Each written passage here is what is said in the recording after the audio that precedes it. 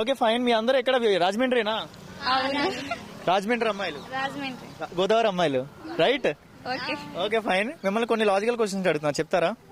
Okay, తాగలేని పాలేంటి?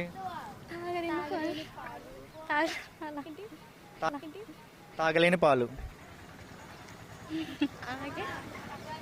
చెప్పనా? చెప్పాలి కదా?